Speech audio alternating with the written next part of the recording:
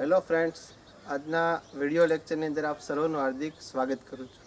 વિદ્યાર્થી મિત્રો, આજે આપણે ધોરણ 7 જે છે એનું ચેપ્ટર નંબર 1 પૂર્ણાંક સંખ્યાઓ એમની વિશેની આપણે વાત કરવાની છે. આજેના લેક્ચરની અંદર આપણે જે છે એ પૂર્ણાંક સંખ્યાઓ જે છે એમનું થોડુંક ઇન્ટ્રોડક્શન જોઈએ કે આ ચેપ્ટરની અંદર આપણે કઈ કઈ વસ્તુઓ વિશેનો અભ્યાસ કરવાનો છે. વિદ્યાર્થી મિત્રો, 1 થી 6 ધોરણની અંદર તમે બેઝિક ગણિત કે જેની અંદર તમે સરવાળા, બાદબાકી, ગુણાકાર, ભાગાકાર બધું વસ્તુ જે છે એ શીખીને આવ્યા છો. ત્યારબાદ આપણે ધોરણ 6 ની અંદર જે છે સંખ્યા પદ્ધતિ કે જેની અંદર તમે સંખ્યા રેખા વિશેનું પણ નોલેજ લીધું છે કે સંખ્યા રેખા તમે દોરો છો તો એની અંદર કઈ કઈ સંખ્યાઓ આવે છે, પ્લસ આવે છે, માઇનસ આવે છે, શૂન્ય આવે છે, આ બધી સંખ્યાઓ આવે છે એમની વિશેનો તમે ધોરણ 6 ની અંદર અભ્યાસ કર્યો છે. ધોરણ 7 જે છે એની અંદર ચેપ્ટર નંબર 1 છે પૂર્ણાંક સંખ્યાઓ. તો આ પૂર્ણાંક સંખ્યાઓ જે છે એમની અંદર કઈ કઈ સંખ્યાઓનો સમાવેશ થાય છે, એમના સરવાળા કઈ રીતે થાય, બાદબાકી કઈ રીતે થાય, ગુણાકાર કઈ રીતે થાય, ભાગાકાર કઈ રીતે થાય, એમની અંદર જે છે એ ક્રમનો કે જૂથનો નિયમ જે છે લાગુ કેમ પડે છે એમની વિશેની આપણે ચર્ચા કરવાની છે. વિદ્યાર્થી મિત્રો, સંખ્યાઓ જે છે એ ગણિતની અંદર ઘણી બધા પ્રકારની આવે છે. પૂર્ણ સંખ્યા, પ્રાકૃતિક સંખ્યા, પૂર્ણાંક સંખ્યા, અવિભાજ્ય સંખ્યા, વિભાજ્ય સંખ્યા, ધન સંખ્યા, ઋણ સંખ્યા, એકી સંખ્યા, બેકી સંખ્યા, આવી ઘણી બધી પ્રકારની સંખ્યાઓ જે છે એ તમે ગણિતની અંદર શીખો છો. એમાંથી આજે આપણે જે છે એ ધોરણ 7 નું જે પહેલું ચેપ્ટર જે છે પૂર્ણાંક સંખ્યાઓ એમની વિશેની આપણે વાત કરવાની છે. તમને થોડુંક યાદ કરાવું તો પ્રાકૃતિક સંખ્યાઓ જે છે એની અંદર કઈ કઈ સંખ્યાનો સમાવેશ થાય છે, ત્યારબાદ આપણે પૂર્ણ સંખ્યાઓ વિશેની ચર્ચા કરીએ અને ત્યારબાદ આપણે પૂર્ણાંક સંખ્યાઓ જે છે એમની વિશેની ચર્ચા કરીએ. સૌપ્રથમ આપણે જોઈએ કે પ્રાકૃતિક સંખ્યા. પ્રાકૃતિક સંખ્યા પ્રાકૃતિક સંખ્યા જે છે વિદ્યાર્થી મિત્રો, એની અંદર જે છે કઈ કઈ સંખ્યાનો સમાવેશ થાય છે તો કે પ્રાકૃતિક સંખ્યા જે છે એમની શરૂઆત 1 થી થાય છે. 1, 2, 3, 4, 5 એ રીતના જે છે અનંત સુધી પ્રાકૃતિક સંખ્યાઓ આવે છે. અને પ્રાકૃતિક સંખ્યા જે છે એને તમે જુઓ તો એની અંદર એને n સંજ્ઞા વડે દર્શાવવામાં આવે છે, કેપિટલ n વડે દર્શાવવામાં આવે છે કે જેને ઇંગ્લિશની અંદર નેચરલ નંબર તરીકે ઓળખવામાં આવે છે. અને એમની અંદર જે છે કઈ કઈ સંખ્યાનો સમાવેશ થાય છે તો એમની અંદર જે છે એ આપણે લખીએ 1, 2, 3, 4 એ રીતના બધી સંખ્યાઓનો સમાવેશ થાય છે. પરીક્ષાની અંદર પૂછાય કે પ્રાકૃતિક સંખ્યા જે છે એને ખાલી જગ્યાના સંજ્ઞા વડે દર્શાવવામાં આવે છે તો એને n વડે દર્શાવવામાં આવે છે. એની શરૂઆત જે છે ક્યાંથી થાય છે તો કે 1 થી શરૂઆત થાય છે. 1, 2, 3, 4, 5 એ રીતના તમને અનંત સુધી પ્રાકૃતિક સંખ્યાઓ આવે છે. આમાંથી તમને 2 પ્રશ્ન પૂછી શકે છે પરીક્ષાની અંદર કે સૌથી નાનામાં નાની પ્રાકૃતિક સંખ્યા કઈ, સૌથી મોટામાં મોટી પ્રાકૃતિક સંખ્યા કઈ. તો એમાંથી આપણે લખીએ છીએ અહીંયા આગળ સૌથી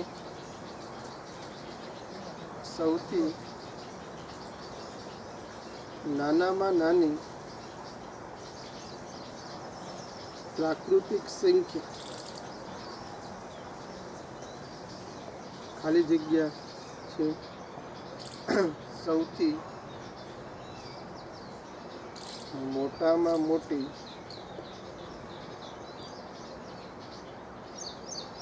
પ્રાકૃતિક સંખ્યા ખાલી જગ્યા.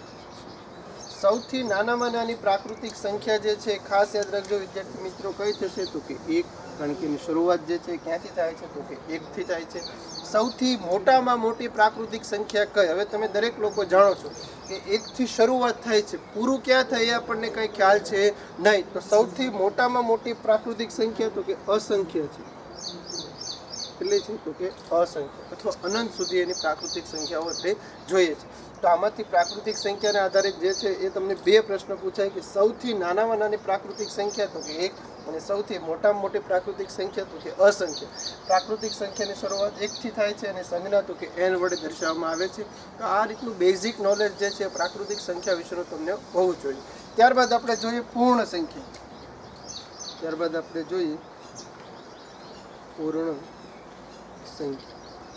પૂર્ણ સંખ્યા જે છે એમને કઈ સંજ્ઞા વડે દર્શાવવામાં આવે છે તો કે એને ઇંગ્લિશની અંદર હોલ નંબર તરીકે ઓળખવામાં આવે છે અને એને W ની સંજ્ઞા વડે દર્શાવવામાં આવે છે. તો અહીંયા આગળ આપણે લખીએ W.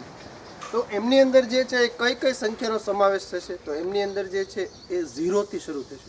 ખાસ યાદ રાખજો પૂર્ણ, તો એની અંદર જે તમે અહીંયા આગળ પૂ પછી જે છે નીચે તમે જુઓ તો અહીંયા આગળ શૂન્ય જેવું થાય છે. તો એ રીતે તમે યાદ રાખજો કે એની શરૂઆત જે છે ક્યાંથી થાય છે તો કે શૂન્યથી થાય છે.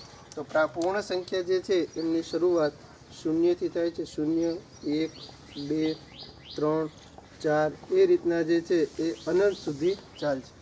હવે આમાંથી પણ જે છે બે પ્રશ્ન પૂછે કે સૌથી નાનામાં નાની પૂર્ણ સંખ્યા કઈ અને સૌથી મોટામાં મોટી પૂર્ણ સંખ્યા કઈ. તો અહીંયા આગળ લખીએ આપણે સૌથી નાનામાં નાની પૂર્ણ સંખ્યા ખાલી જગ્યા છે સૌથી મોટામાં મોટી પૂર્ણ સંખ્યા ખાલી જગ્યા. તો ખાસ યાદ રાખજો, જેમ આપણે પ્રાકૃતિક સંખ્યાની શરૂઆત જે છે એકથી થાય છે તો એ નાનામાં નાની સંખ્યા છે, એમ સૌથી નાનામાં નાની પૂર્ણ સંખ્યા તો કે જ્યાંથી શરૂઆત થતી હોય એ સૌથી નાનામાં નાની સંખ્યા છે. તો સૌથી નાનામાં નાની પૂર્ણ સંખ્યા તો કે કઈ આવશે? તો કે 0. સૌથી મોટામાં મોટી પૂર્ણ સંખ્યા તો કે એ આવશે અસંખ્ય. તો એ થશે અસંખ્ય. તો આ પૂર્ણ સંખ્યા અને પ્રાકૃતિક સંખ્યા વિશેનું બેઝિક નોલેજ જે છે ધોરણ 6 ની અંદર તમે આવ્યા છો તો એટલી વસ્તુ તમને હોવી જોઈએ. આમાંથી ખાલી એક માર્કને ખાલી જગ્યા પૂછે, સૌથી નાની કઈ, સૌથી મોટી કઈ, ની સંજ્ઞા કઈ, આ રીતનું આપણને થોડું બેઝિક હોવું જોઈએ. હજી આપણે ચેપ્ટરની શરૂઆત કરી નથી. ચેપ્ટરનું આપણું મૂળ નામ જે છે પૂર્ણાંક સંખ્યા છે. તેમની વિશેની જે આપણે કોઈ ચર્ચા કરી નથી. આપણે અત્યાર સુધી જે છે એ આ બે સંખ્યાઓ વિશેની ચર્ચા કરી, એક પ્રાકૃતિક સંખ્યા અને બીજી જે છે એ આપણે કઈ છે તો કે પૂર્ણાંક પ્રાકૃતિક સંખ્યા અને પૂર્ણ સંખ્યા. હવે આપણે જે છે ચેપ્ટરનું નામ છે કે પૂર્ણાંક સંખ્યા. આ પૂર્ણાંક સંખ્યા જે છે એમની અંદર કઈ કઈ સંખ્યાનો સમાવેશ થાય છે? તો પૂર્ણાંક સંખ્યા જે છે એમની અંદર આપણે જોયું હતું પૂર્ણાંક સંખ્યાઓ. પૂર્ણાંક સંખ્યા જે છે આપણું ચેપ્ટરનું નામ છે. તો એમની અંદર કઈ કઈ સંખ્યાનો સમાવેશ થશે? તમે દરેક લોકો જે છે એ ધોરણ 6 ની અંદર સંખ્યા રેખા વિશે તમે જાણીને આવ્યા છો કે સંખ્યા રેખા જે છે એમની અંદર તમને દરેકને ખ્યાલ છે કે વચ્ચે 0 હશે, ત્યારબાદ તમે જે છે જમણી બાજુ જશો તો બધી ધન સંખ્યા આવશે અને ડાબી બાજુ જશો તો બધી કઈ સંખ્યા આવશે? તો કે ઋણ સંખ્યા. તો સેમ વસ્તુ પૂર્ણાંક સંખ્યા જે છે એમની અંદર કઈ કઈ સંખ્યા આવશે? આ પૂર્ણાંક સંખ્યા જે છે એને ઇંગ્લિશની અંદર ઇન્ટિજર્સ નંબર તરીકે ઓળખવામાં આવે છે. પૂર્ણાંક સંખ્યા જે છે એમની અંદર તો કે 0 આવશે, બધી ધન સંખ્યા આવશે અને બધી કઈ આવશે? તો કે ઋણ સંખ્યા આવશે. તો અહીંયા આગળ લખીએ 0, અહીંયા આગળ લખીએ 1, 2, 3, 4 એ રીતે અનંત સુધી ચાલશે. અને એ જ રીતના આ બાજુ -1, -2, -3, -4 એ રીતે અનંત સુધી ચાલશે. તો પૂર્ણાંક સંખ્યા જે છે એ એક પ્રકારની તમે જે સંખ્યા રેખા ઉપર દર્શાવો છો એ બધી જ સંખ્યાઓ જે છે એ પૂર્ણાંક સંખ્યાઓ આવશે. હવે આ ચેપ્ટરની અંદર આપણે કઈ કઈ બાબતો વિશેનો અભ્યાસ કરવાનો છે? તો કે અત્યાર સુધી જે છે તમે કઈ રીતના તમે શીખીને આવ્યા છો? તો કે તમને દરેકને ખ્યાલ છે કે 1 + 2 = 3 થાય. દરેક લોકો તમે જાણો છો. 1 થી 5 માં તમે સરવાળા વિશે શીખીને આવ્યા છો કે 1 માં તમે 2 નાખો તો કેટલા થશે? તો કે 3. અને તમને શિક્ષક શીખવાડતા થાય કઈ રીતના? તો કે સૌપ્રથમ જે છે તમને દરેકને ખ્યાલ છે કે એક સંખ્યા રેખા દોરજો. અહીંયા આગળ 0, 1, 2, 3, 4, -1, -2, -3 અને માઇનસ.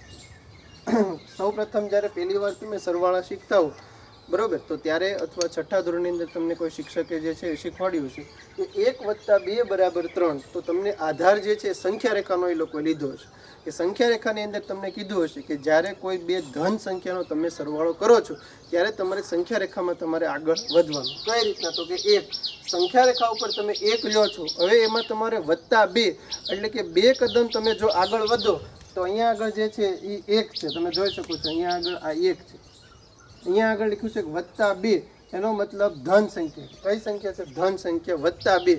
તો આપણને દરેકને ખ્યાલ છે કે જમણી બાજુ જે છે બધી કઈ સંખ્યા આવે છે? તો કે ધન સંખ્યા. તો આપણે જમણી બાજુ જે છે 2 કદમ આગળ વધવાનું છે.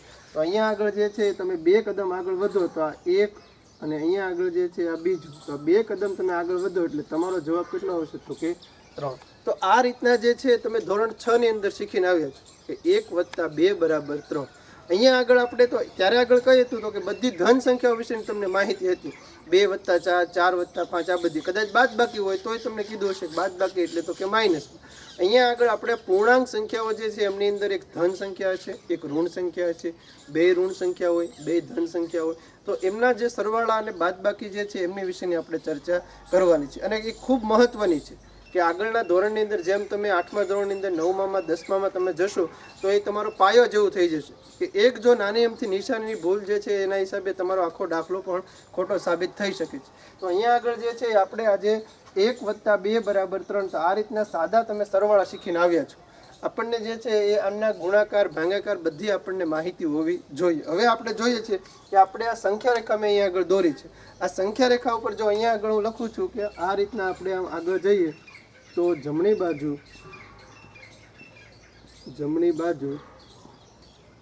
બધી જ ધન સંખ્યા આવશે. જમણી બાજુ બધી જ કેવી સંખ્યા આવશે તો કે ધન સંખ્યા આવશે. અને આ રીતના તે જે છે એ તમે જો આ રીતના ડાબી બાજુ જે છે ડાબી બાજુ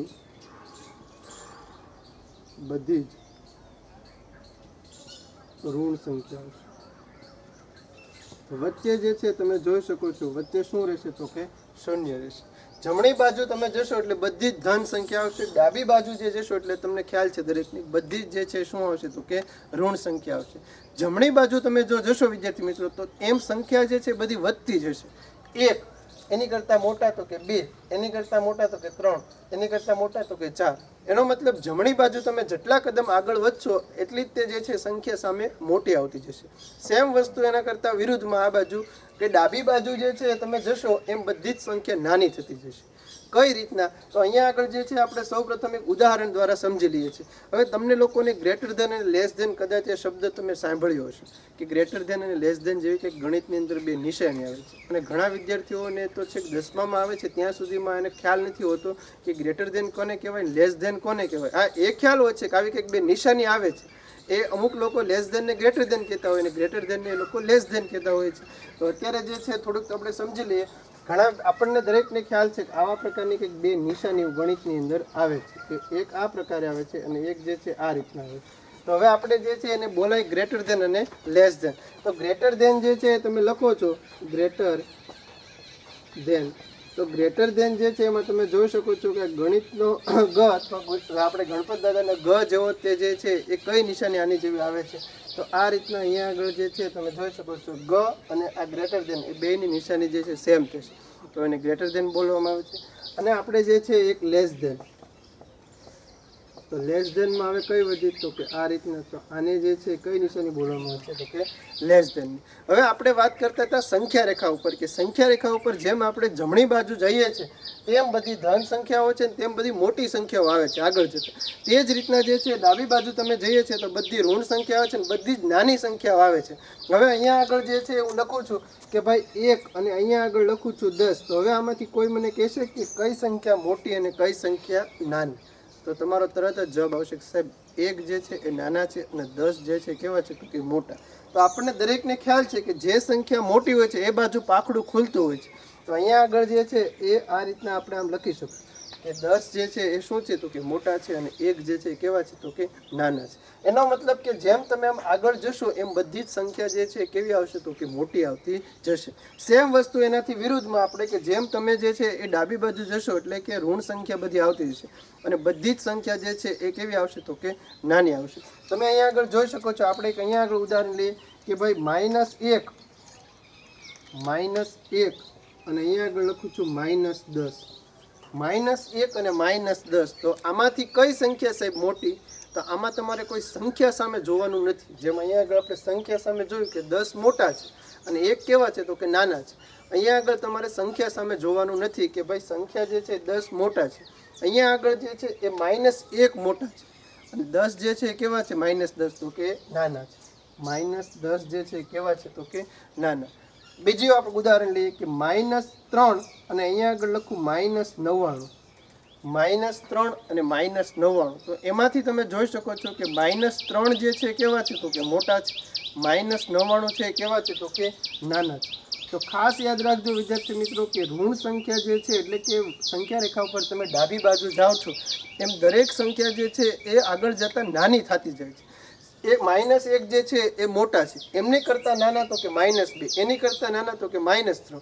સેમ વસ્તુ એના કરતાં વિરુદ્ધ 1, એની કરતાં મોટા તો કે 2, એની કરતાં મોટા તો કે 3, એની કરતાં મોટા તો કે 4. ધન સંખ્યામાં મારે કંઈ જાજુ સમજાવવાની જરૂર નથી, એમાં તો દરેક લોકો સંખ્યા જોઈને નાનું મોટું નક્કી કરી શકે છે.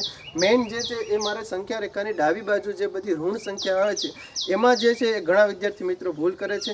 અને તમારે જે સ્વાધ્યાય જે છે 1.1 એની અંદર એ લોકોએ 5 કે 6 જે છે એ તમને પ્રશ્નો આપ્યા છે, બરોબર. એક 7મો પ્રશ્ન જે છે એની અંદર આવી બધી ખાલી જગ્યા આપી છે અને કોષ્ટક આપ્યું છે.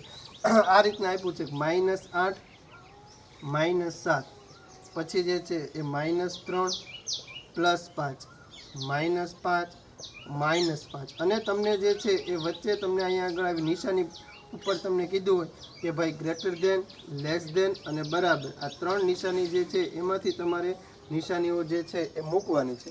તો આપણે જે છે એ જો આની વિશે જાણતા હોય સંખ્યા રેખા વિશે તો તમે આરામથી આ જે છે એ ખાલી જગ્યા પૂરી શકો છો. 1-1 માર્કની અંદર તમારે પરીક્ષાની અંદર પૂછાય. હવે આપણે જોઈ શકો છો -8 મોટા કે -7 મોટા, -8 મોટા કે -7 મોટા. પહેલી વસ્તુ તમે જુઓ તો બરાબરની વચ્ચે તો નિશાની ક્યાંય આવશે નહીં, કે 2 ઇક્વલ તો છે નહીં. હવે -8 મોટા કે -7 મોટા, તો કે -7. -8 જે છે એ શું થશે તો કે નાના થશે. તો અહીંયા આગળ જે છે શું આવશે તો કે -7. ત્યારબાદ જે છે એ -3 છે ને +5 છે. એક જે છે એ ઋણ સંખ્યા ઉપર, એટલે એક ડાબી બાજુનું આપ્યું છે -5, અને એક જે છે તમે જોઈ શકો છો +5 આપ્યું છે. તો એની સામે જે છે તમે જુઓ તો +5 જે છે શું થશે તો કે મોટા થશે. ત્યારબાદ જે છે -5 અને -5, તો એમાં જે છે કઈ નિશાની આવશે તો કે એમાં બરાબરની નિશાની આવશે, તો કે બંને જે છે શું છે તો કે ઇક્વલ છે. તો આ રીતનું તમને જે છે સંખ્યા રેખા ઉપરનું જો થોડું ઘણું નોલેજ હશે, અને તમારે આ 7મા ધોરણના પહેલા ચેપ્ટરની અંદર આવું બધી વસ્તુની શીખવાનું છે તમારે, કે સંખ્યા રેખા ઉપર ડાબી બાજુ જમણી બાજુ જઈએ છીએ તો કઈ કઈ સંખ્યા આવે છે, કઈ સંખ્યા મોટી, કઈ સંખ્યા નાની. હવે આપણે જે છે એ આમના સરવાળા, ગુણાકાર અને ભાગાકાર વિશેની ચર્ચા કરીએ. તો હવે વિદ્યાર્થી મિત્રો આપણે સંખ્યા રેખા ઉપર જે સરવાળા, બાદબાકી, ગુણાકાર, ભાગાકાર આપણે જે છે, હવે પૂર્ણાંક સંખ્યા જે છે એમની અંદર કઈ રીતના સરવાળો, બાદબાકી જે છે એ થાય છે એમની આપણે ચર્ચા કરીએ. સૌપ્રથમ દરેક લોકોને સરવાળા અને બાદબાકી આવડે છે એવું માની લઉં છું. હવે આપણે જે છે એ અત્યાર સુધી જે સરવાળા, બાદબાકી જોયા, હવે આપણે પૂર્ણાંક સંખ્યાની અંદર સરવાળા, બાદબાકી જોવાના છે. એટલે એનો મતલબ કે એક ધન સંખ્યા છે અને એક ઋણ સંખ્યા છે, અને એમની વચ્ચે કંઈક ક્રિયા આપી છે. ક્રિયા એવી હશે કે જે છે એ તમે જોઈ શકો છો કે સરવાળો થશે કે બાદબાકી થશે. અહીંયા આગળ જે છે આપણે ટાઇટલ બાંધીએ કે પૂર્ણાંક સંખ્યાની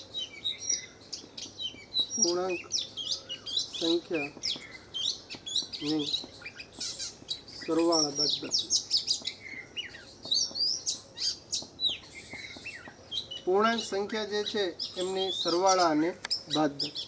પૂર્ણાંક સંખ્યા જે છે એમની અંદર આપણને દરેકને ખ્યાલ છે કે ધન સંખ્યા, ઋણ સંખ્યા અને શૂન્ય આવે.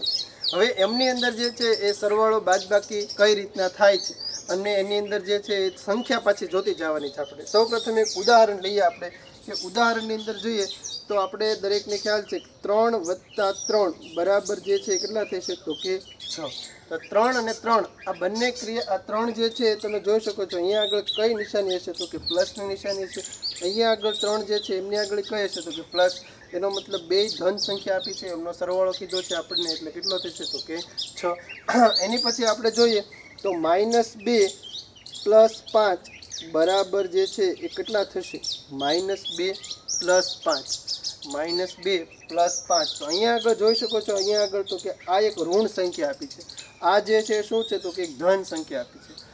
અહીંયા આગળ તમે આમ પણ લખી શકો છો આને, તો કે ભાઈ 5 - 2 બરાબર, તો આ બંનેનો મતલબ એક જ થયો. 5 જે છે એ શું છે તો કે આગળ કાંઈ નિશાન નથી તો કે પ્લસ, માઇનસ તો કે એની આગળ જે છે તો કઈ નિશાની છે તો કે માઇનસની. તો 5 માંથી 2 જશે તો કેટલા વધશે તો કે 3. બંનેનો મતલબ જે છે શું થશે તો કે 3. તો આ રીતના જે છે પૂર્ણાંક સંખ્યાઓના સરવાળા અને બાદબાકી વિશે આપણે જોવાનું છે.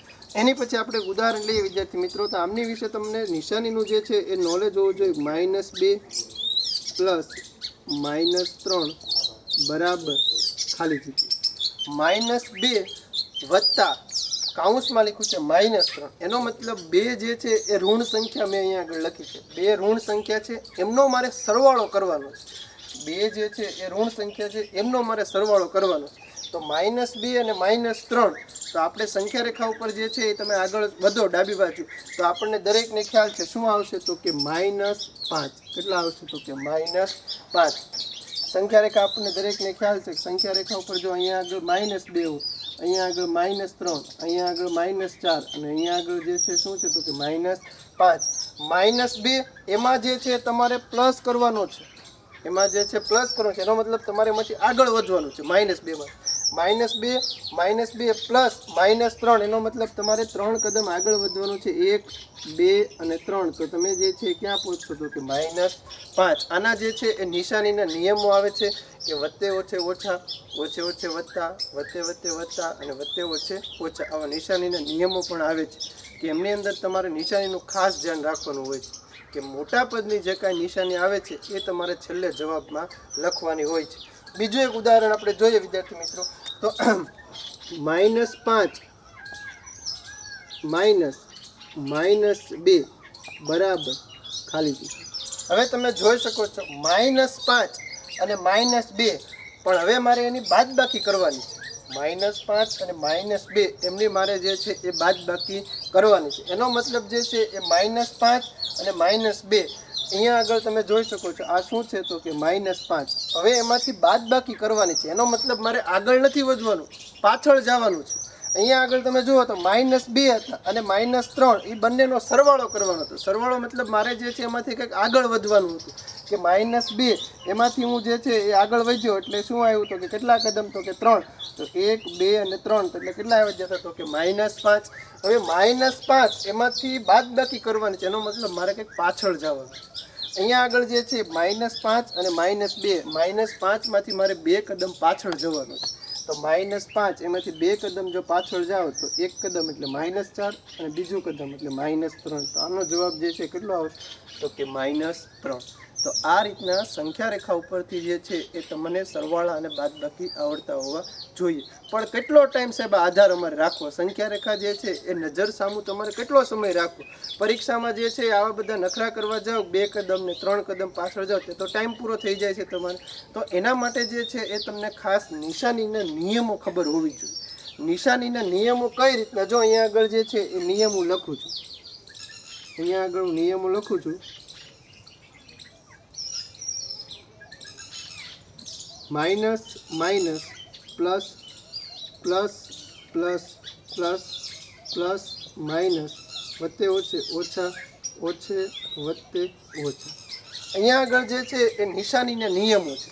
સંખ્યા રેખા જે છે આ ધોરણ 6 પૂરતું લિમિટ છે કે ભાઈ સંખ્યા રેખા ઉપર તમે ડાબી બાજુ સરવાળો હોય તો આગળ વધો, જમણી બાજુ બાદબાકી હોય તો તમે પાછળ જાઓ, આવું સંખ્યા રેખા. પણ કદાચ કંઈક મોટી સંખ્યા આવી, ચાલો આ રીતના કોઈ મોટી સંખ્યા આવી -111 પ્લસ 110 આ રીતના, તો સંખ્યા રેખા ઉપર શું તમે -111 લખવા જશો ત્યાં સુધી? અહીંયા આગળ તો હું ખાલી -2 અને -5 લેતો હતો, શું કરવા? તમને સમજાવવા માટે કે ભાઈ ઉદાહરણ તરીકે જે છે કોઈ આવી નાની સંખ્યા આવે તો એના પૂરતું તમે સંખ્યા રેખા ઉપર દોરી શકો. પણ હવે તો આપણે આગળના ધોરણમાં 7મા ધોરણમાં આવી ગયા છો, એની અંદર જે છે સંખ્યાઓ બધી મોટી આવતી જશે કે ભાઈ -111 પ્લસ 110 -999 એવી બધી સંખ્યા આવશે. તો એમના માટે શું આપણે સંખ્યા રેખા વારા ઘડીએ દોરશું, આપણે એના ઉપર જે છે -999 -198 એવી રીતના આવશે. ઉદાહરણ તરીકે આવી કોઈ બાદબાકી તમારે આવી -999 પ્લસ -150, તો હવે તમે આમાં શું જવાબ લખશો કયો તો તમે? અહીંયા આગળ -999 વત્તા -150, તો આ બંનેનો તમે સરવાળો કઈ રીતના કરશો? તો કે ભાઈ સંખ્યા રેખા ઉપર એ તો કંઈ શક્ય છે નહીં. શક્ય છે પણ એની માટે તમારી પાસે ટાઈમ હોવો જોઈએ, તમારે દોરવું પડે, લખવું પડે, ત્યારે જે છે એનો કંઈક તમે જવાબ લખી શકો. એની માટે જે છે ગણિતની અંદર આવી કંઈક નિશાની હોય છે કે માઇનસ માઇનસ તો કે plus, plus plus plus, plus minus minus, minus plus minus. આ 4 જે છે એ સરવાળા બાદબાકી માટેના નિશાનીના નિયમો છે. કઈ રીતના નિયમો કામ કરે છે એ આપણે જોઈએ અને એના થોડાક ઉદાહરણ જોઈએ. ચારેય જે છે એ નિશાની માટે હું તમને એક એક ઉદાહરણ દ્વારા સમજાવતો જઈશ. સૌપ્રથમ આપણે જોઈએ માઇનસ માઇનસ પ્લસ, એટલે કે જો 2 માઇનસની નિશાની ભેગી થાય તો તમારે સરવાળો કરવાનો. ખાસ યાદ રાખજો, 2 માઇનસની નિશાની ભેગી થાય તો તમારે જે છે એમની અંદર સરવાળો કરવો. આપણે જે છે થોડાક ઉદાહરણો જોઈએ. ઉદાહરણ તરીકે લઈએ, ઉદાહરણ પહેલું જ લઈએ માઇનસ શું થશે તો કે પ્લસ, માઇનસ માઇનસ પ્લસ. હવે માઇનસ માઇનસ પ્લસ એનું એક ઉદાહરણ તમને લઉં તો અહીંયા આગળ લખું કે -10 પ્લસ -10, સોરી અહીંયા આગળ લખું છું 15. અહીંયા આગળ તમે જોઈ શકો છો -10 અને -15 એ બંનેનો મારે સરવાળો કરવાનો છે. -10 અને -15 એ બંનેનો મારે સરવાળો કરવાનો છે. હવે અહીંયા આગળ જે છે તમે જોઈ શકો છો કે -10 વત્તે ઓછા -15, તો તમે જોઈ શકો છો આ -10 આ -15 માઇનસ માઇનસ બે માઇનસની નિશાની ભેગી થઈ ગઈ ત્યાં આગળ, તો કે હા. હવે ક્રિયા કઈ કરવાની તો કે સરવાળાની, એટલે કે -10 અને -15 એ બંનેનો મારે સરવાળો કરી નાખવાનો. એટલે 15 ને 10 કેટલા થશે તો કે 25. 25 મેં અહીંયા આગળ લખી નાખ્યા. હવે ખાસ જે છે એ છેલ્લે તમારે એક મગજમાં એક વસ્તુ બોલવાની કે હંમેશા મોટા પદની નિશાની લખવાની. હવે મોટું પદ તો કે -10 અને -15 એમાં તમારે જે છે એ કઈ છે તો કે 15 જે છે એ મોટા છે એની નિશાની કઈ છે તો કે માઇનસની. તો જવાબ આવશે તમારો -25. કેટલો આવશે તો કે -25. એક બીજું ઉદાહરણ લઈએ આપણે કે કદાચ આમ આવ્યું કે -12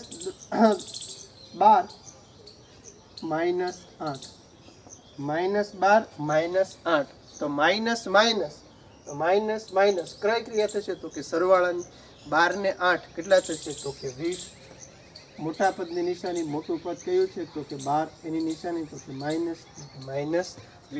તો આ રીતના નિશાનીના નિયમો જે છે એ આ સરવાળા બાદબાકીના જો તમને આવડતા હશે તો કોઈ પણ સરવાળો બાદબાકી જે છે તમે આરામથી કરી શકશો. ત્યારબાદ આપણે જોઈએ વચ્ચે વધતા. એ તો દરેક લોકો તમે જાણો છો કે બે ધન સંખ્યાનો સરવાળો આપણે કરીએ છીએ આપણને ધન સંખ્યા જ મળે છે. એમના ઝાઝા ઉદાહરણ આપણે નહીં લઈએ. વત્તા વત્તા બરાબર વત્તા, 3 + 2 બરાબર 5, 10 + 15 બરાબર 25, 30 + 10 બરાબર 40. તો આ દરેક જે છે આપણે સરવાળા કરીને આવ્યા જ છે. આ નિયમમાં કઈ છે નહીં કે ભાઈ બે ધન સંખ્યાનો સરવાળો તો કે આપણને દરેકને ખ્યાલ જ છે શું મળશે તો કે ધન જ મળશે. ત્યાર પછી જે છે કે વત્તે ઓછા એનો મતલબ એક ધન સંખ્યા અને બીજી તો કે ઋણ સંખ્યા, અને એમનો જે છે એ સરવાળો કરવાનો આવે કે બાદબાકી કરવામાં આવે તો કઈ રીતના થશે.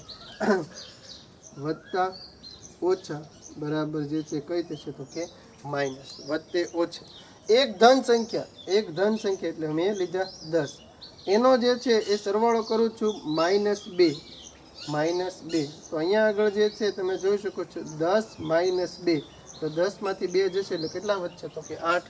મોટા પદની નિશાની, મોટું પદ કયું છે તો કે 10, એની આગળ કઈ નિશાની છે તો કે પ્લસની. તો અહીંયા આગળ આપણે કઈ કરશું તો કે પ્લસ જે છે આપણે લખતા નથી, ખાલી આપણે +8 જ બોલીએ છીએ. ત્યારબાદ આપણે બીજું એક ઉદાહરણ લઈએ કે -25 પ્લસ અહીંયા આગળ એક માઇનસ સંખ્યા લઈએ -5. તો 25 માંથી જે છે એ 5 જશે તો કેટલા વધશે તો કે 20. આ જે છે આ વસ્તુ એને તમારે જે છે એ હવે આપણે પછીનો નિયમ છે માઇનસ પ્લસ, એટલે કે પહેલા ઋણ સંખ્યા આવશે ને પછી કઈ આવશે તો કે ધન સંખ્યા. આના ઉપરના નિયમમાં શું હતું તો કે પહેલા હંમેશા ધન સંખ્યા આવતી હતી. કઈ આવતી ધન, અને પછી જે છે કઈ આવતી હતી તો કે ઋણ સંખ્યા આવતી હતી. અહીંયા આગળ આપણે લખીએ માઇનસ પ્લસ બરાબર તો કે માઇનસ, એટલે કે પહેલા કોઈ પણ ઋણ સંખ્યા તમે લખો. દાખલા તરીકે હું અહીંયા આગળ પહેલા લખું છું -90. હવે મારે એક ધન સંખ્યા લખવાની છે તો અહીંયા આગળ લખું છું +5. તો -90 + 5 ક્રિયા કઈ કરવાની તો કે બાદબાકી. 90 માંથી 5 જશે એટલે કેટલા વધશે તો કે 85. મોટા પદની નિશાની તો 90 ની પાસે કઈ નિશાની છે તો કે માઇનસની, એટલે કેટલો જવાબ આવશે તો કે -85. તો આ રીતના જે છે એ નિશાનીના નિયમો જે છે તમને જો ખ્યાલ હશે સરવાળા બાદબાકી માટે તો કોઈ દિવસ જે છે, હવે આપણે વિદ્યાર્થી મિત્રો 7મા ધોરણની અંદર આવી ગયા છે એટલે હવે બહુ સંખ્યા રેખાનો આપણે આધાર લેવાનો નથી. આપણને મોટા દાખલા મોટા ધોરણની અંદર આવી ગયા છે એટલે દાખલા સંખ્યા બધી મોટું આવતું જશે. તો એમની માટે જે છે આ નિશાનીના ખાસ આપણને નિયમો ખ્યાલ હોવા જોઈએ. તો આજના વિડીયો લેક્ચરની અંદર આપણે પૂર્ણાંક સંખ્યાઓ જે છે એમની આપણે બેઝિક માહિતી જોઈ. હવે પછીના વિડીયો લેક્ચરની અંદર આપણે પૂર્ણાંક સંખ્યાઓ માટેના ક્રમનો નિયમ, જૂથનો નિયમ, શૂન્ય માટે સરવાળા માટે કઈ તટસ્થ સંખ્યા છે, ગુણાકાર માટે કઈ તટસ્થ સંખ્યા છે, એમની વિશેની ચર્ચા કરશું. Thanks for watching.